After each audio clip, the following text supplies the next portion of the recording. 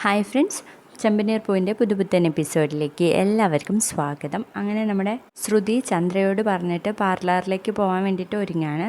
ഇന്നെന്താ മോളെ ലേറ്റായോ? അത് പിന്നെ അമ്മേ, ഇന്നലെ ഉറങ്ങാൻ പറ്റിയില്ലല്ലോ എന്ന് പറയട്ടോ ശ്രുതി. അതെ, ഇവിടെ ചിലരുടെ പൂക്കെട്ടൽ കാരണം ആർക്കും ഉറങ്ങാൻ പറ്റിയില്ല എന്നും പറഞ്ഞ് രേവതിയെ നോക്കുന്നുണ്ട്. മോളെ ശ്രുതി, നിനക്ക് ഈ അമ്മയോട് നല്ല ബഹുമാനമുണ്ട്, അതുകൊണ്ടല്ലേ നീ പാർലറിൽ നിന്ന് കിട്ടുന്ന പൈസയിൽ അമ്മയ്ക്ക് പോക്കറ്റ് മണി ആയിട്ട് തരുന്നത്.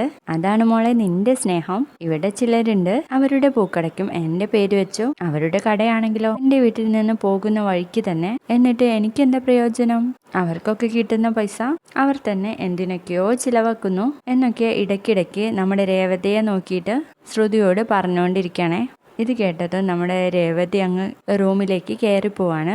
അപ്പോൾ ശ്രുതി ചന്ദ്രയോട് പറയുന്നുണ്ട്, അമ്മ ഇതുവരെ സംസാരിച്ച രേവതിയെ കുറിച്ചല്ലേ? നിനക്കത് മനസ്സിലായില്ലേ മോളെ? അമ്മ ഇത്രയൊക്കെ പറഞ്ഞ സ്ഥിതിക്ക് രേവതി പോയി അമ്മയ്ക്ക് തരാനുള്ള ക്യാഷ് എടുക്കാൻ വേണ്ടിയിട്ട് പോയതായിരിക്കും. ഞാനൊന്ന് പോയി നോക്കട്ടെ എന്ന് പറഞ്ഞിട്ട് ശ്രുതി അങ്ങ് പോയി നോക്കുകയാണേ. അപ്പോൾ രേവതിയാണെങ്കിൽ ക്യാഷ് എണ്ണുന്നതായിരിക്കും കേട്ടോ കാണുക. അതേ സ്പീഡിൽ ശ്രുതി ഇറങ്ങി വന്നിട്ട് പറയും, ആൻറ്റി രേവതി ക്യാഷ് എടുത്ത് എണ്ണുന്നുണ്ട്, ആൻറ്റിക്ക് തരാൻ വേണ്ടി തന്നെയാ. ആയിരിക്കല്ലേ മോളെ?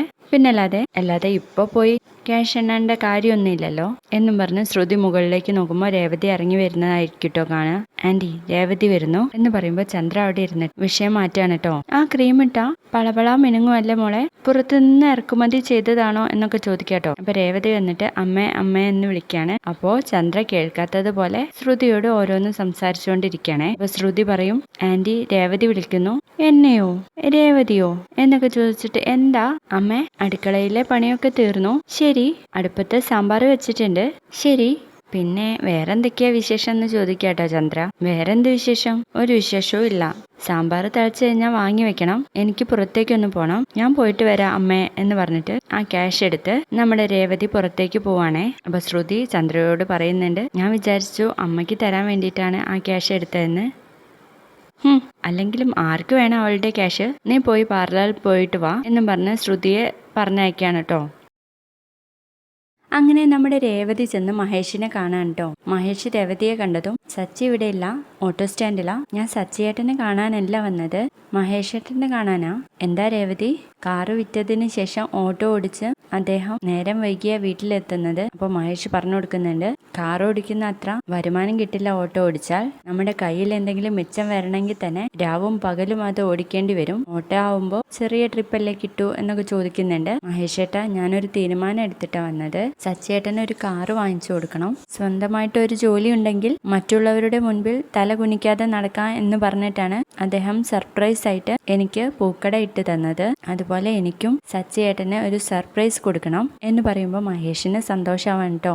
മഹേഷ് പറയുന്നുണ്ട്, ഓട്ടോ വാങ്ങുന്നതിന് മുൻപേ അവൻ 1-2 കാറുകൾ പോയി നോക്കിയതാ. പക്ഷെ പുതിയത് വാങ്ങുകയാണെങ്കിൽ 10 ലക്ഷത്തോളം വരും.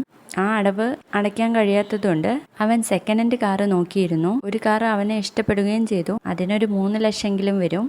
അപ്പോൾ 3 ലക്ഷം വേണമല്ലേ? എനിക്ക് പൂമാല വിറ്റ ആ ഒരു ക്യാഷ് എൻ്റെ കയ്യിലുണ്ട്. മൊത്തം പണം കൊടുക്കേണ്ടി വരുമോ? ഇല്ല രേവതി, ആദ്യം അവർ പറയുന്ന ഒരു പേയ്മെന്റ് അടയ്ക്കേണ്ടി വരും. അതിനുശേഷം മാസം അടവ് വരും. എന്നാ ആ സച്ചേട്ടനെ ഇഷ്ടപ്പെട്ട ആ വണ്ടി നമുക്കൊന്ന് പോയി കണ്ടാലും മഹേഷേട്ടാ? അതിനെന്താ രേവതി, നമുക്ക് അങ്ങോട്ട് പോവാന്ന് പറഞ്ഞിട്ട് രേവതിയെയും കൂട്ടിയിട്ട് പോവാണ് കേട്ടോ മഹേഷ്.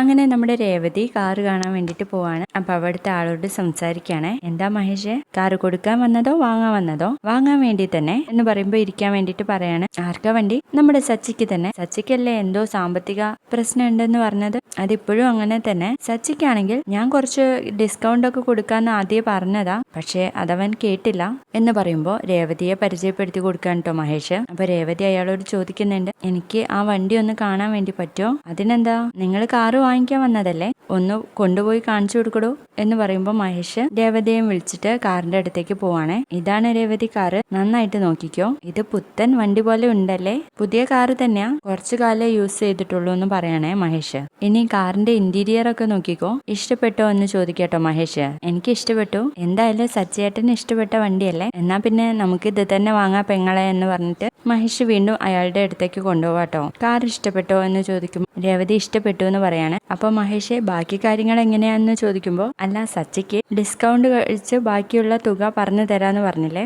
അതെത്രയാന്ന് പറയൂ എന്ന് പറയുമ്പോൾ അയാൾ നോക്കിയിട്ട് റൗണ്ട് ചെയ്ത് ഒരു 4 ലക്ഷം പറയുന്നുണ്ട്.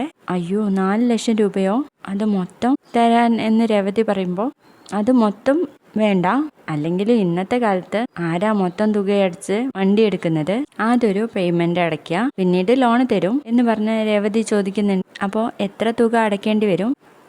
അപ്പോൾ അയാൾ പറഞ്ഞു കൊടുക്കേണ്ട ഒരു 1.5 ലക്ഷം രൂപ അടയ്ക്കേണ്ടി വരും എന്നും പറഞ്ഞ് അയാൾ ഫോൺ വിളിച്ച് പുറത്തേക്ക് പോകുന്നുണ്ടേ. അപ്പോഴേക്കും മഹേഷ് ചോദിക്കുന്നുണ്ട്, എന്താ പെങ്ങളെ, എന്തെങ്കിലും പ്രശ്നമുണ്ടോ?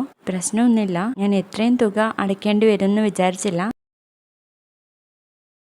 പൂമാല വിറ്റ് കിട്ടിയ വകയിൽ ഒരു 1.25 ലക്ഷം രൂപ എൻ്റെ കയ്യിലുണ്ട്. അതിനെന്താ പെങ്ങളെ, ഒരു 25,000 രൂപയുടെ പ്രശ്നമല്ലേ ഉള്ളൂ, അത് ഞാൻ എങ്ങനെയെങ്കിലും സംഘടിപ്പിച്ചോളാം. അത് വേണ്ട, എൻ്റെ ഒരു ആഗ്രഹത്തിന്റെ പേരിൽ മഹേഷേട്ടൻ വെറുതെ ബുദ്ധിമുട്ടണ്ട, അത് ഞാൻ നാളെ എങ്ങനെയെങ്കിലും ഉണ്ടാക്കിക്കോളാം എന്ന് പറയുമ്പോഴേക്കും ആ കാറിന്റെ ഓണർ അവിടേക്ക് വരികയാണെ. നാളെ ഞാൻ ക്യാഷും കൊണ്ടുവരാം, ഈ വണ്ടി ആരെയും കാണിക്കേണ്ട, ആർക്കും കൊടുത്തു പോവരുത് എന്ന് പറയുമ്പോൾ അയാൾ പറയുന്നുണ്ട്, ഇനി കൂടുതൽ പൈസ തരാന്ന് പറഞ്ഞാൽ പോലും ഞാൻ ഈ വണ്ടി കാണിക്കുകയില്ല, കൊടുക്കുകയില്ല, നമ്മുടെ സച്ചിക്കല്ലേ, എന്നാ ആയിക്കോട്ടെ എന്ന് പറയണേ. അങ്ങനെ നമ്മുടെ രേവതി ആണെങ്കിൽ ഇത് ഓർത്തുകൊണ്ട് റോട്ടിലൂടെ നടക്കാണ്. ആ സമയത്ത് രേവതിയുടെ അനിയത്തിയെ കാണാണ്. അങ്ങനെ അവര് തമ്മിൽ സംസാരിക്കാൻ കേട്ടോ. നടന്ന കാര്യങ്ങളൊക്കെ പറയുമ്പോൾ അനിയത്തി പറയുന്നുണ്ട്, ഈ പ്രശ്നത്തിൽ ചേച്ചിയെ സഹായിക്കേണ്ടത് എന്റെ കടമയല്ലേ, ഞാനൊന്ന് നോക്കട്ടെ എന്ന് പറയാണ്. അങ്ങനെ രേവതിക്ക് സന്തോഷമാവാണ് കേട്ടോ. വീഡിയോ ഇഷ്ടപ്പെട്ട ഒന്ന് ലൈക്ക് ചെയ്തേക്കുക, സബ്സ്ക്രൈബ് ചെയ്തേക്കുക. Thank you, by.